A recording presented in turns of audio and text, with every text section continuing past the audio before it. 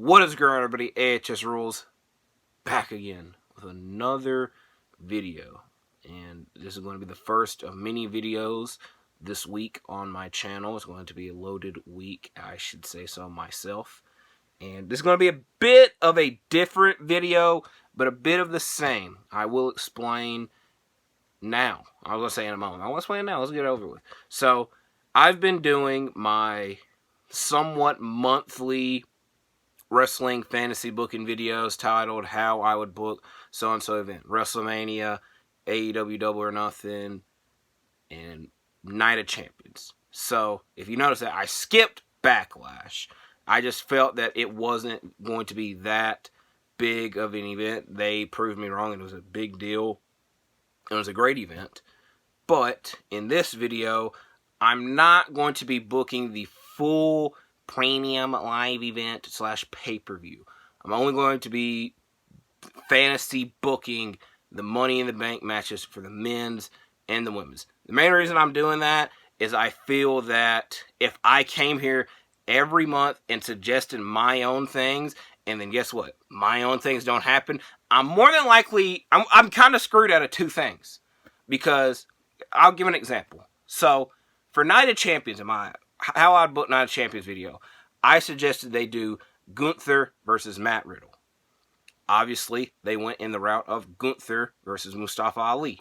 And if storyline was, it would, like, hypothetically, if Gunther had it was a screw finish, and it makes sense for them to do a rematch, I'd say they just did a rematch. But they didn't. So, in this situation, Gunther beats Ali, he's going to move on to the next person. So, if I was to come here today, I'm kind of screwed out of two people. Because I'm not going to suggest my own thing again, because it didn't happen. And it would just get very repetitive. And then I can't suggest Ali, because they just did that thing. So, I'm not every month going to do a fantasy booking for everything. But to be fair, WWE doesn't have a premium live event every month. They don't have one at all in June, because Money in the Bank is going to be at the very beginning of July. And then, obviously, SummerSlam's in August. I don't know what the hell happens after that. We'll see when that happens. So in this video, I'm only going to be fantasy booking the men's and the women's Money in the Bank matches. But before I do that, I will throw out some suggestions for other things, because also, they kind of already have the direction teased for what they're going to do. Either it be before Money in the Bank, but most likely it take place at Money in the Bank. So, for example, Roman Reigns and Solo Sikoa versus the Usos. Seth Rollins' first World Heavyweight title defense. They might have a World title match on Raw one week. I would hope so. It would make it a great title off the bat. But if not, his first title defense, which again, I'm very lazy and I couldn't come up with anybody for that to happen. They're most likely going to do either Becky Lynch versus Zoe Stark, but I would lean towards them doing Becky Lynch versus Trish Stratus, because I suggest they do a trilogy, because Trish at this moment is up 1-0 on her, hypothetically, and Becky would want to get revenge, so they do the rematch at the pay-per-view at the big event, and I just don't think it makes the most sense to do Becky versus Zoe Stark at a big event. So, and it would if they were to do Becky and Trish too. Same thing goes for Asuka and Bianca, but that instead of being a rematch, it would be a third time happening, technically a rematch, and then I would imagine they would do some type of Gunther and Austin Theory U.S. and Intercontinental title matches. So, enough of that. Now it is on to the Money in the Bank matches. Now, the main thing I will say, I want these briefcases to have. This briefcase that's right here. I'm not going to pull it all. All right. I'm not going to. I was going to say I wasn't going to bring it all the way out, but I am. It is very dusty, but you can't see that on the camera. That is very good. I want them to matter. It has been a long time since they have mattered, in my opinion. I was thinking way ahead. I think the last men's Money in the Bank briefcase holder that mattered and made it mean something was Seth Rollins. And that was 9 years ago. Sheamus, you could debate, but it always felt that either A, he tried to cash it in, and it was just a stupid situation. Then he eventually cashed in, and it was just like oh, well, that happened. Dean Ambrose, I think, somewhat mattered, but he literally cashed in less than an hour. His reign as a briefcase holder didn't really mean much. Baron Corbin failed to cash in. 2018, Braun Strowman failed to cash in. 2019, Brock Lesnar. Now, this is going to be a bit of a hot take. I didn't mind Brock winning the briefcase. I know everybody hated it, and that was one of the turning points that fans had with hating on WWE and just saying this is stupid. I didn't really hate it that much. But the main thing that I was also thinking about that I didn't like is he lost the Universal title to Seth Rollins. Guess what, buddy? You had a rematch clause that you could have just cashed in and beat the crap out of Seth. You didn't have to have the Money in the Bank briefcase. So that's why I'm hating on it. Now, in retrospect. 2020, Otis / The Miz. Otis didn't even, I don't want to say, look, I like Otis. Obviously, he didn't win the world title. He didn't even get a chance to freaking cash in because he gave it to The Miz, which was nice that The Miz had a second WWE title run because Miz is a unappreciated legend in the game. But guess what? That WWE title reign lasted like 2-3 weeks. I think it was 2 weeks at most. So that was 2020. 21, Big E. It was a very good.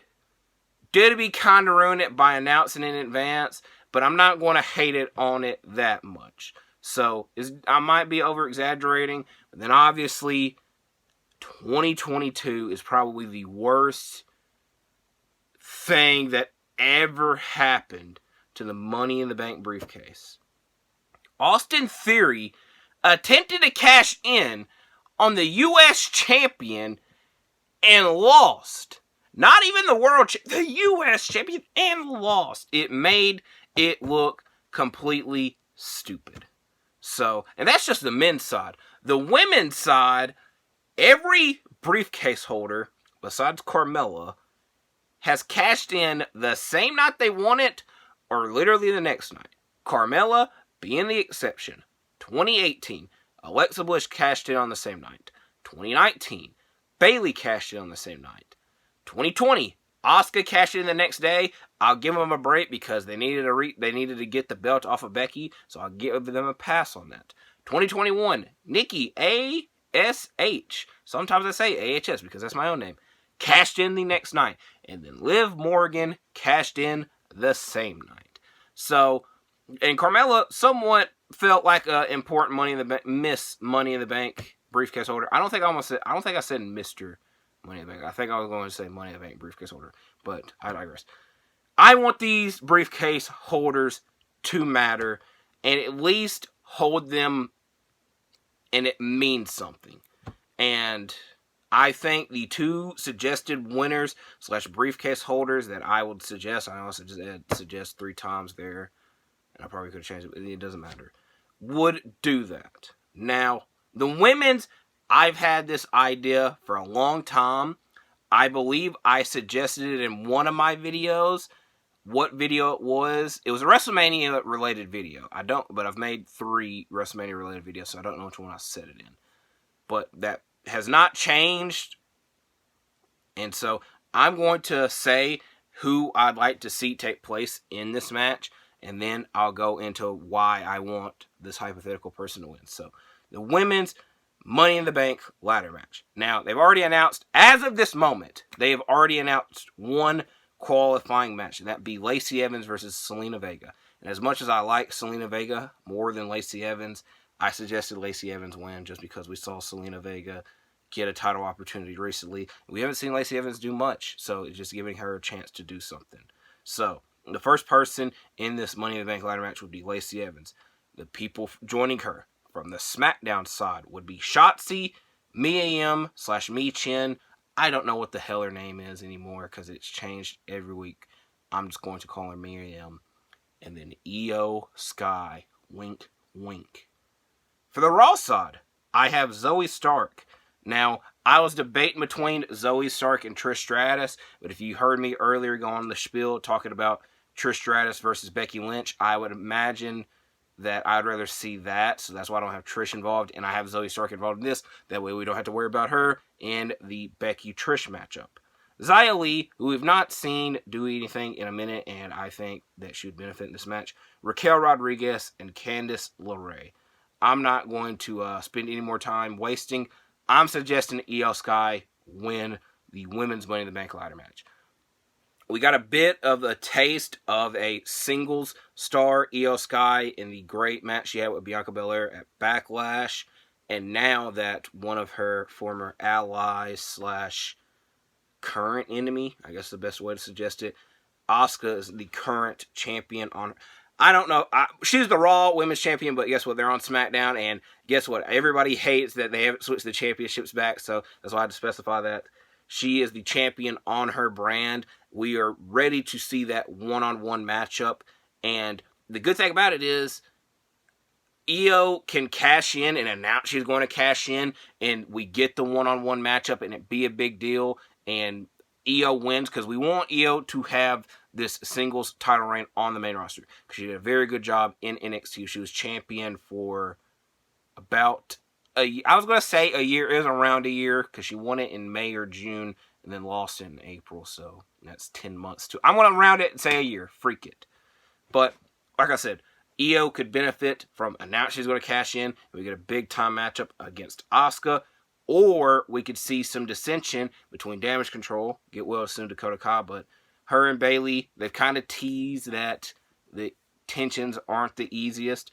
Bayley suggests she becomes Miss Money in the Bank, and Io give it to her, and Io is against it, and it just gives a reason to break away from Damage Control and to be on her own. But there's different directions they can go with the main goal being Io having the singles title reign and having this big-time matchup against Asuka. So, in short, my Miss Money in the Bank, who I'd have winning the Women's Money in the Bank ladder match, Io Sky. I said it a couple months ago, and the sentiment has not changed yet. Now for the men's. I will be 100% honest with you. I struggled with this. I think it's a great... It's mainly because I'm going to blame it on them and their bad history that I just went over. And it's also just a case of, I don't know who could have this briefcase and elevate it. And the last thing, I think now that we're seeing tensions in the bloodline, it would be more than likely that Roman Reigns can lose a one-on-one match because he does not have as much help as he used to because the Usos don't seem to be on the same page as Roman right now after Night of Champions. Solo Sikoa, kind of in the same boat, but he hasn't turned his back on Roman yet. And so Roman would be truly out. It would be a one-on-one anticipation. And I think it would matter a lot more if and when, keyword there's if, Roman might not ever lose these championships. It would matter a lot if it is a straight-up one-on-one match and whoever this hypothetical person is, let's just say Cody Rhodes, goes against Roman one-on-one, no cash-in, no shenanigans. It's just a big match, and he goes into that matchup and wins. It would make it a bigger deal. But on the flip side, Roman Reigns now is more vulnerable than normal because he doesn't have as much backup as he used to. So it'd make more sense for a cash-in to take place on him. But like I said, I think it'd be more beneficial for whoever is the next undisputed WWE Universal Champion if they just beat him in a one-on-one circumstance without the Money in the Bank briefcase. And on the flip side, the new World Heavyweight Championship was just crowned. And I don't think they want their first reign for this title to be very short. And Seth Rollins, we want to see have a long title reign. We've been begging to see him as world champion for a minute, and now he finally got it. And guess what? We would hypothetically just be taking it away from him. So the men's Money in the Bank situation is definitely a bit fishy. Is that the word I should use? A bit more confusing. But I have the man I would like to see hold the briefcase, and he would definitely return it to its prestige. The question would be, can the future holders of it keep it at that same level? But before I get to that, I have to mention who the hell I would have in this matchup. So, representing the SmackDown side, LA Knight, who is in a qualifying match this Friday against Montez Ford. And as much as I like Montez Ford, and he would do great in this matchup, LA Knight's on a roll. And we saw Montez Ford get a singles opportunity at the Elimination Chamber. And LA Knight, we've been arguing and leveraging for him to get a shot. This would be his shot. Karrion Kross, who is supposed to be a big deal, but just hasn't gotten it working for him yet, and being in this matchup would make it a big deal for him. Bobby Lashley, who he was in the WrestleMania 22 Money in the Bank match, but since he's been back, I don't think he has been, and I think he would do great and do some crazy stuff in this matchup. And the last person representing the SmackDown brand, Edge, which, wink, wink, I'll get to him in a minute. Representing the Raw side, somebody that a lot of people are suggesting win, and I wouldn't be against it. Dominic Mysterio. The question there would be, is Dominic ready to be a World Heavyweight Champion? You could be the judge. Bronson Reed, just another guy I think would benefit from. Every Money in the Bank ladder match almost has a spot where there's the big guy that they all want to take out, and they all gang up, and they all take him out, and they bury the ladders on him, and then eventually, most of the time, he does not get out, but sometimes they do. So I think he would be the benefiter of this spot and be a big deal. Also, he was in the Elimination Chamber and had a good showing in it. I'm fairly certain he was in the Elimination Chamber match. Ricochet, who again seems to always be in the Money in the Bank matches and do his crazy spots, and again, I kind of don't want to see him with Braun. Ever since he's been on Raw, I don't even know. I want Ricochet back as a single star. I don't want him associated with Braun Strowman, and this would be the first step in that direction. And last but not least, representing Raw, Johnny Gargano, who, again, we want him to do his own stuff, even though they kind of teased him doing some multi-person, aka DIY stuff with Tommaso Ciampa. Who, out of these 8 men, LA Knight, Karrion Kross, Bobby Lashley, Edge, Dominic Mysterio, Bronson Reed, Ricochet, and Johnny Gargano, would I suggest win the men's Money in the Bank ladder match? None other than the first ever man to hold the Money in the Bank briefcase, Edge. Like I said, I want the person to hold this briefcase, return it back to its prestige. Return it and make it a big deal. Now, it would benefit a younger guy, a guy that's never had this moment, to have the briefcase. But Edge cut a hole, and look, he definitely convinced me. He definitely convinced a lot of people, but he convinced me. He cut this big promo talking about how he's almost done, and he's about to be done. And the world title means a lot to him, especially the new revamped one, because it's very similar to the one that he never lost in 2011. And like I said, Edge was the first ever Money in the Bank briefcase holder. He's held it twice, even though the second one was a bit fishy. I'm not questioning it, though. And like I said, the main thing that I've been arguing is it return to its prestige. And I think the perfect man that could do it is the first man that could do it.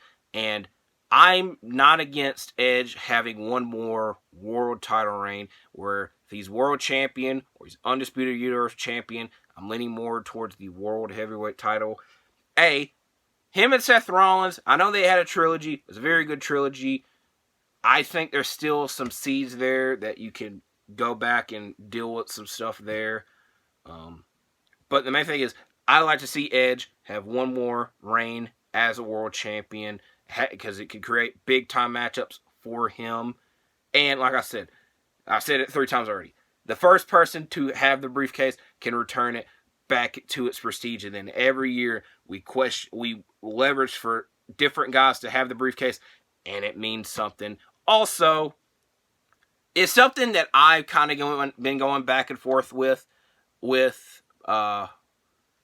Last year, Edge had his heel run. He started the Judgment Day. He was supposed to be a bad guy, and it just did not work out for him that well. He was doing a different character that we hadn't seen from him, and some people liked it, some people didn't. I'm kind of 50-50 on it. But nevertheless, once he came back face, the fans loved him because they appreciate the legend that he is. So the main thing that I would have the problem with is if he is having this briefcase, I want him to be the rated R superstar, asshole 05, 06, 07, 08 version of Edge with this briefcase. But I don't know if the current environment, current fan base that we have would do that. Would they still cheer him because he's the legend Edge, or would they go along with, hey, he's the radar superstar, he's the asshole? That's kind of the only problem I have. I imagine if anybody else has a problem with me suggesting Edge be the briefcase holder, it's that we're normally used to the younger guys having the briefcase and then they get their big first time moment with it. Like Edge kind of did. CM Punk. I'm trying to think off the top of my CM Punk, Miz. I'm not saying who won it, the Raw one in 2011 because I don't like him. But I couldn't say for the SmackDown side, Daniel Bryan. And I'm kind of taken away from that. But it's just like at this moment, I think very few people on this main roster can do that. Like a Dominic Mysterio. He can, but it's just like, I don't know how that would work in the long run. Where with Edge, I'm a bit more confident with how that would work in the long run. So, like I said, I like doing my fantasy booking videos. I will admit the main reason I didn't do a full premium live event is just I wanted to get this out there, and I think I wouldn't have been as different as my Night of Champions, but the next time I do a full WWE fantasy booking video, it would be for SummerSlam, which is the second biggest show of the year, and that's going to be, that video will come out after Money in the Bank takes place, so we've got a bit of a ways to go there, but I will have another fantasy booking video by then, because Wednesday I will be doing my fantasy booking for AEW / New Japan Pro Wrestling Forbidden Door. And I'm going to already say now, because I know how AEW and New Japan fans are, that video is going to be a bit toxic because I am not the most immersed in modern day New Japan.